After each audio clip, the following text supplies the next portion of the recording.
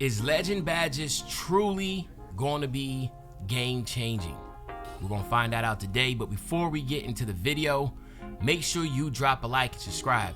As like of the video, push the video to the recommended, and of course subscribe and put your note game for your favorite old head, Uncle Demi. Without further ado, let's hop straight into the video. Okay, so Legend Badges are officially in NBA 2K25, right? Now, we all know how long we've had Legend Badges, and I want you all to sit down and just really think, how many Legend Badges did you think were game changing? Or how many badges you were like, you know what? I just need it on gold. Okay? I want you to keep that thought in your head right now, because I want to read something that my man Wolf wrote, okay?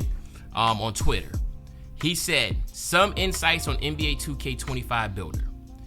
If you decide to go for Legend Badges in a category, your build will suffer in other areas.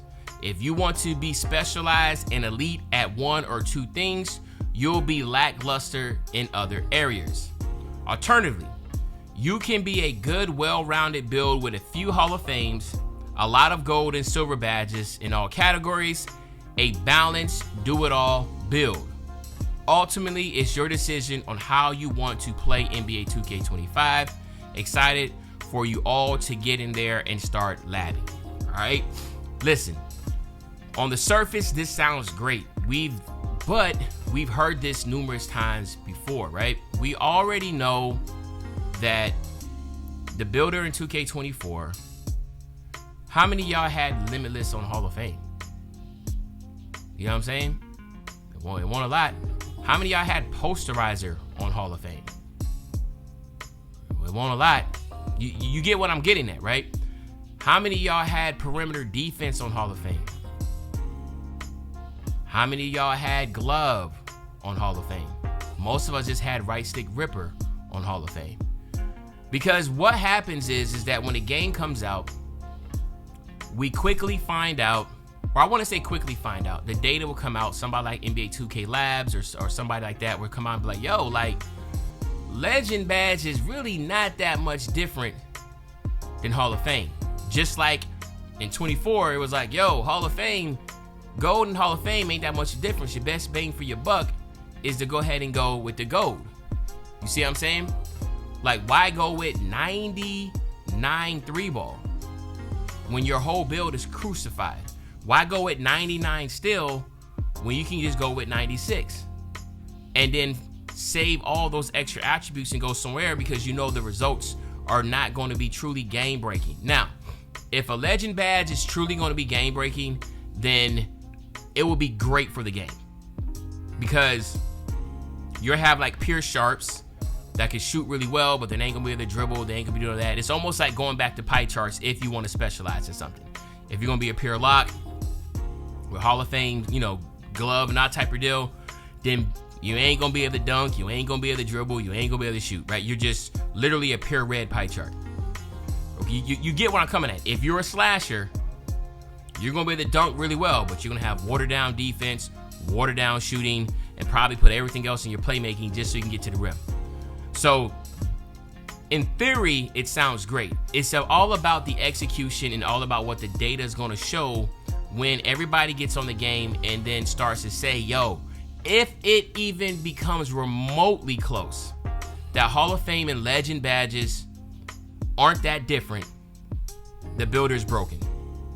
I just want you to understand that.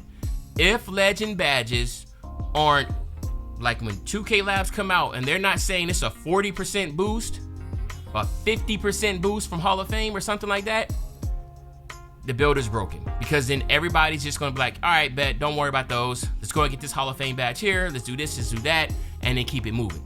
So I wanna just make sure at the end of the day, the Legend Badges are going to be game changing and going to put us in a situation to where we have to decide, like Wolf was saying, do we want to be a specialty build, like a pure colored pie chart, or do we want to be a balanced and be more like a yellow blue, or a yellow green, like a play shot or something like that, where you have, you know, gold and Hall of Fame playmaking, gold and Hall of Fame shooting, and be pretty much a, a well-rounded play shot?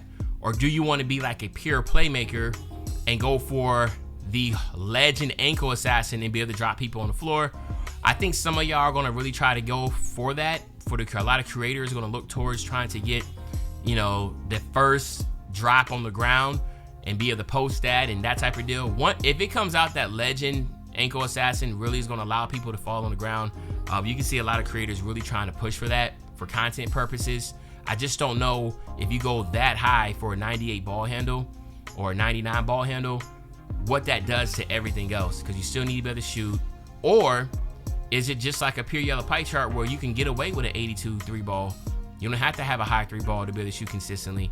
There's a lot of variables to how this builder is going to really dictate the flow of NBA 2K25. The builder, in my humble opinion, is the backbone of the game, because I don't really know how to say it, because I guess you can say the builder and then also the shooting. Like, where's the tiers at for the shooting? Are we going to be able to shoot with a low 3 ball? The answer should be no. You should not be able to shoot with a low 3 ball, because you can shoot with a low 3 ball. Then again, shooting can be low. Everybody else, then you can put your attributes everywhere else. Shooting has to be a little bit more difficult, in my opinion. But, I know for the casuals, it's not going to be like that. But again, as you can see, as I'm talking through this, how it's so complex and how it can be so delicate as far as what direction one little thing can do to shift the whole flow of the community. Legend badges, I'm gonna say it again, legend badges has to be head over heels better than Hall of Fame. If not, no one's gonna go for it and the builder's broken. So that's what we have to make sure it's not like it is this year, where people were selling for gold badges, because the Hall of Fame badges just wasn't pushing the needle, especially for slashers. I mean, hell, we already knew that. Hall of Fame posterizer, you still go to the paint, your dunk meter is non-existent. You had precision dunker in Hall of Fame with a 97 driving dunk, and our meter was still small. So again, there's a lot of things that really influence the community as far as what direction to go. But to me, the builder is going to be critical. Every attribute is going to need to matter. But of course, that's another video. But for this video, legend badges has to be at least 40% better than Hall of Fame badges for us to be able to justify going that high and sacrificing other areas. But I'm curious to know what y'all think. Do y'all think that I'm tripping, or do y'all agree with what I'm saying?